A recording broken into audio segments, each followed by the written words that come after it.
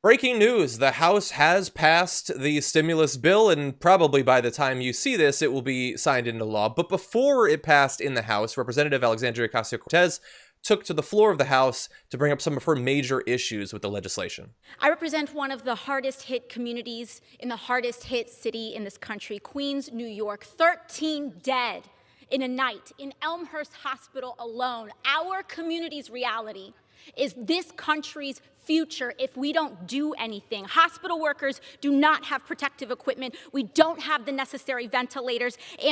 But we have to go into this vote eyes wide open. What did the Senate majority fight for? One of the largest corporate bailouts with as few strings as possible in American history.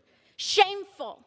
The greed of that fight is wrong for crumbs, for our families. And the option that we have is to either let them suffer with nothing or to allow this greed and billions of dollars, which will be leveraged into trillions of dollars, to contribute to the largest income inequality gap in our future. There should be shame about what was fought for in this bill and the choices that we have to make. Gentlelady's time's expired. And I yield. So, look, she was expressing many of the same concerns that we've talked about throughout this week. And by the way, I've seen a lot of people spreading this video on social media. The reaction has been predictable. The sexist attacks against her, how dare she talk like that? And then, like, people pointing out, hey, Bernie Sanders voted for it.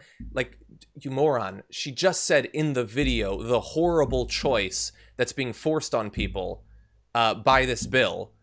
If Bernie had voted against it, how do you think that would be portrayed in the media right now? If he felt like we needed a version of this that didn't have that massive multi-trillion-dollar slush fund for corporations that the perhaps the most amoral, corrupt person in the country is going to be in charge of, how would they have presented that to the people?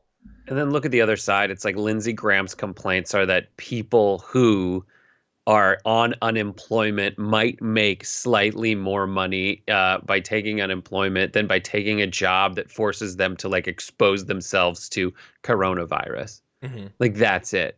Meanwhile, this is a giant giveaway to corporations, some of which were like, oh, if you need a check on it, sorry, I'm not going to take the money. Mm-hmm. Boeing did that. If you're going to take some kind of stake in what I do with it, sorry, I don't actually need it. Like, what an insane way to be. All the people who need the money, who are going to get those unemployment checks, definitely need it. They're unemployed. Yeah. Yeah, like the people who might temporarily make a little bit more money for a couple of months, they're hunkered down, unable to really leave their house and worried about getting coronavirus. And by the way, these people probably far more likely to not have insurance. And so they might be facing God knows how much in medical expenses in the very near future. God forbid they end up with a couple of $100 more per month. And Bernie Sanders had some great commentary on that in advance of the Senate vote. But look, I'm glad that we have representatives like AOC, like saying what we're thinking, but in the halls of government. I hope that those people have more control over the follow-up legislation. I don't have a lot of faith in that. I think it's insane that she's being attacked by a bunch of Trump supporters who say that one of the reasons they supported Donald Trump was that they were sick of the way things were going. They wanted someone to come in and drain the swamp. She's speaking out against literally trillions of dollars being handed over to the wealthiest individuals and corporations in the country, and they're pissy about the tone she used while doing it. Yeah. Steve Mnuchin got trillions of dollars that he's going to hand out, and they still think that Trump is draining the swamp. Like, maybe he's soaking up the swamp with bills. There's also like a carve out for people exactly like Jared Kushner and Donald Trump in terms of creating a tax haven for people who own real estate developments. Like, these are the things that are in there. Politico has an article called, it is called Who Got Special Deals in the Stimulus and Why They Got Them. Yeah. That's just all these things that happen.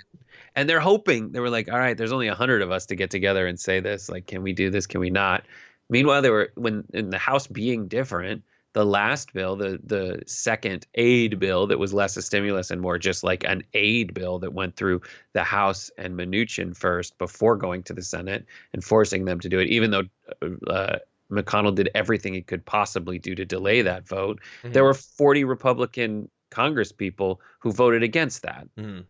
Yeah. I mean, they are on record. That's all AOC was talking about beforehand. And what she's calling out people for right now is making sure that folks have an opportunity to go on record and say what they want in this bill and what they don't want in this bill.